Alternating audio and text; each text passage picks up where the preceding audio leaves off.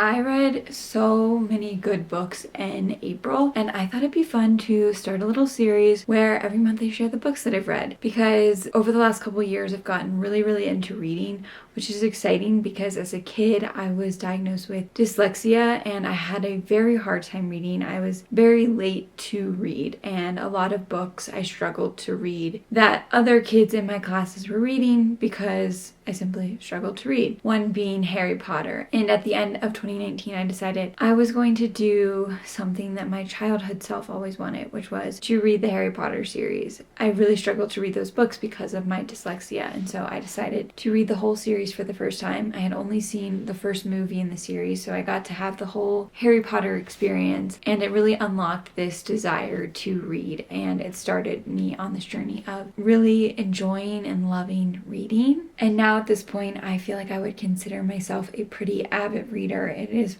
one of my favorite hobbies and ways to spend a cozy afternoon.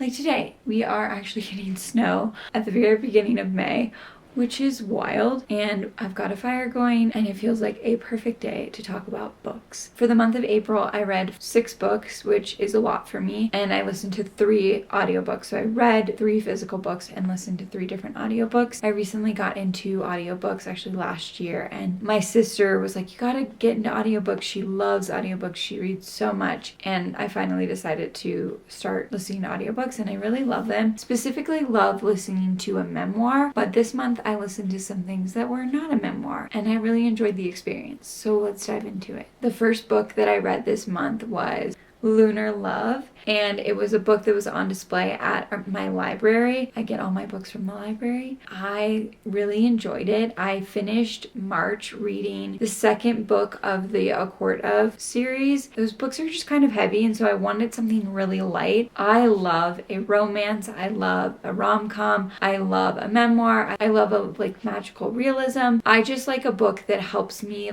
get out of the stressful state of the world, especially as someone, my husband has brain cancer, and so my books are my way of escaping and just being in another world that feels a little lighter. And so it felt really fun to read a book like Lunar Love that I knew how the story was going to play out, but just to see all the pieces come together. It's a love story, and I also really love reading about other cultures and their rituals and traditions, and that book is very much infused with that, and I just felt like it was a really good read. I'm not someone that really rates my books, so I'm not going to give these books ratings, but it just felt like a good book when you need something cozy and comforting and something that you can pick up, and it's not going to be heavy. It was just a very cute, lighthearted story, and also touching on the modern world and how we interact with dating and how do we keep these old traditions alive in this new era of the human world and all of the technology. And I just thought it was a really beautiful take on that. So I would definitely recommend that if love stories and lighthearted, silly books are up your alley. And the first book that I listened to this month was The Summer I Turned Pretty. I feel like I've seen that around, and I just thought, okay, I'm gonna try it and give it a listen. And it was so cute and so sweet. I'm not gonna give any spoiler alerts, but I will say there was a storyline that hit a little close to home for me,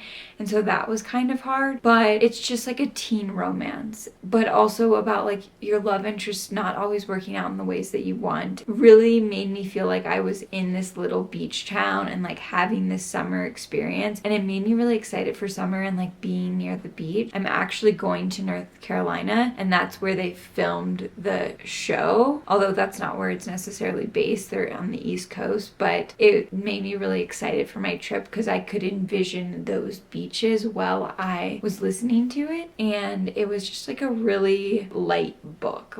Lunar Love was light, and this was extra light, I feel and that propelled me to just keep wanting to read the series. So I listened to the second book in that series, which is It's Not Summer Without You, and that one hit a little more close to home because they really touch on the storyline that I mentioned. I will say it, if you have a hard time reading or listening to anything where there's a storyline with cancer, it might be a hard read. I feel like it sounds maybe it wouldn't be, because it's a pretty lighthearted book. It's meant for teens, but when cancer touches you personally and then you read that in your books, it just can hit a little hard, at least for me.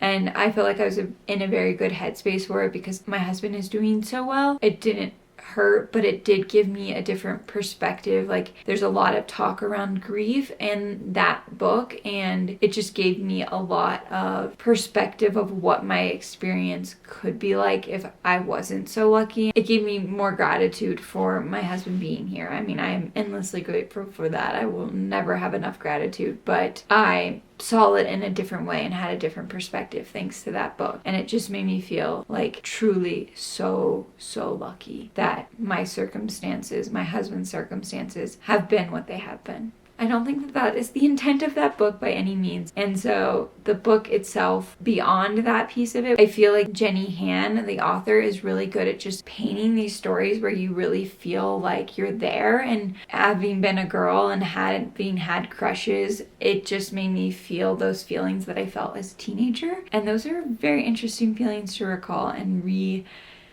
experience within myself. So I found that very fascinating and I really enjoyed it. I'm waiting for the third book in the series to be available on the Libby app so that I can give that a listen, but that is on my May to be read list. And then the third book that I read this month was The Love Elixir of Augustus Stern. Again, a book that was on display at my local library, and I was like, seems light. I picked it up actually the same day that I picked up Lunar Love, and it was so sweet. It was a book where the love interest is to people who reconnect much later in life, and you see their story play out from when they were kids and as they are adults, because it goes between both seasons of their lives. So each chapter kind of oscillates between being based in, I think it's 1920s, I believe, and then being based in the 1980s. And it's just a really sweet thing. I love books that oscillate between like past and present. Those books just like really pique my interest. I love that you're like reading two stories at the same time and then they intersect. And this book is very much that. And I just love seeing a love story that's not teenage based, that's based on adults, and showing that we can find love at any stage of life and that love is like always there.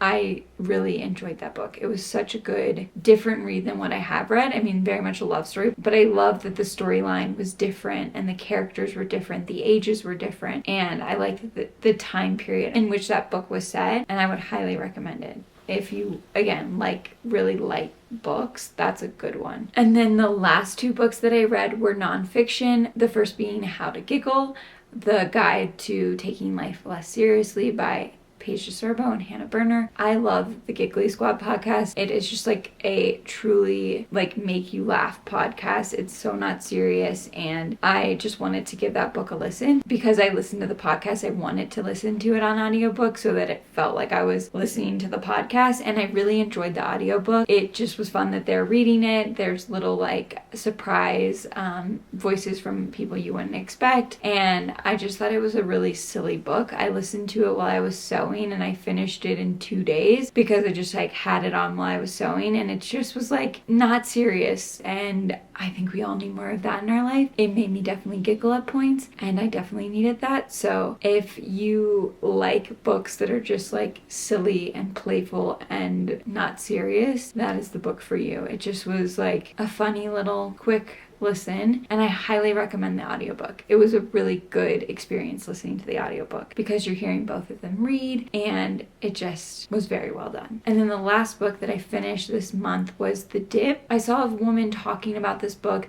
and I thought I'd give it a try. It is a nonfiction book. It is about this concept of we go through these like dips, and if we don't stay when we are in the dip and like instead of quitting, then we have the chance of like reaching much greater potential. But we so often quit when we're in the dip, which is the moment when things are hard and you want to quit because it just feels like, how will I ever get to this?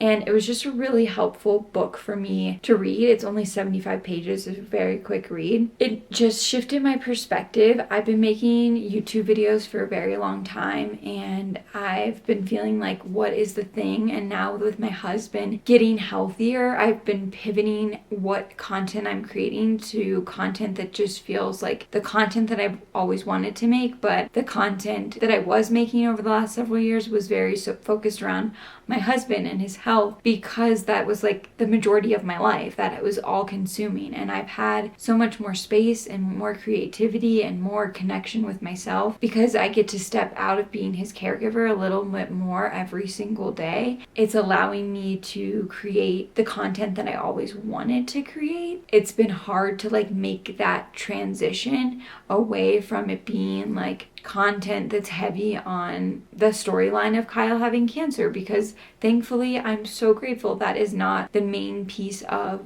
our story anymore. My life has so many more facets, and there's so much more that I get to explore within myself and my creativity, and I will never take that for granted. It is a true blessing that I get to be in this season where I get to have my husband and be healthy, and I get to explore these new things and explore the old things of myself that I put away because I needed to for that season of my life. But now I get to like open up that closet and explore all these pieces of myself, and I get to create in a more fun and light and cozy way than I was because of circumstances. And I've just felt like I've been in this place of feeling like I'm really in a dip. It's a very accurate place of like, okay, but how do I maintain this? And it's a hard pivot from the content that I was creating. And the dip really helped me like be like, I can just anchor in, and like as long as I'm really showing up and committing to myself and what I know is me and what is true for what I want, I just have to keep doing that even when it feels hard. And not hard that like making content is hard, because that's not necessarily the problem. It's just feeling like, how do I still connect with all of you and continue to make content that is different than what it was, that brought you here, and just get to know me and the many different facets of me. And it feels scary to be seen and like, this is who I am, and it's not just cancer. And so now you get to see me, and there's a little bit of like fear and hesitation, and will I be accepted, and will I be as interesting as this very hard storyline that made up our life? I know I am. And I know that my voice and my story and my experience and my perspective is meant to be heard. I want people to see that there's hope at the end of the tunnel, and that your life can take many different turns, and you can still find joy. You can still find hope. You can still find coziness. That book really helped me remind me of that and gave me the push of like, I will just keep showing up, and I will always be me. And I'm so grateful that you're here. And I hope that you'll continue to be here in this new season, this new chapter that is filled with more light and joy. So I highly recommend The Dip. It was truly a quick, easy, inspiring read. I will say there were moments where I was like, I feel like he's just repeating himself, but saying it in a different way. But I think it was very much for good reason, to just really reinforce what he was saying, so that if you didn't get it in this way, let me see if you'll get it in this different interpretation of how I said it. And it clicked. I highly recommend that. And then I started a book called Kate and Frida, which I really love and I'm almost done with, but I will share my May reads next month. I'm hoping to read just as many books this month. My goal for myself this year was to at least read 3 books every month, and I think I'm on track that I will continue to do that, especially at this rate. I'm going to finish a lot more books than I thought. My goal for last year was to read 2 books every month, and I surpassed that. So I think I'm just going to continue surpassing that, because I feel like I'm becoming a slightly faster reader because I'm reading more, and I'm just excited to share all the books that I'm reading because I love reading. I sat down with my grammarian yesterday and we just talked for like 20-30 minutes about the books that we're reading, the books that we've enjoyed, and I just love talking about books. I feel like they're so good for the soul, they're so good for your creativity, they're so good for your imagination, and I think we need a little more joy, and we need more activities that disconnect us from technology, and reading is truly the perfect thing for that. Although I like listening to an audiobook, but I digress. I hope you enjoyed this. Let me know if you've read any of these books or what you're reading this month, and maybe we can read that together. And if you enjoyed this video, I really think you might enjoy this video where I just take you on my journey of a day going to the library and doing a lot of cozy activities. So I will see you in the next one. I love ya. And until then, have a beautiful, beautiful day, week, month, however long till I see you next. Bye.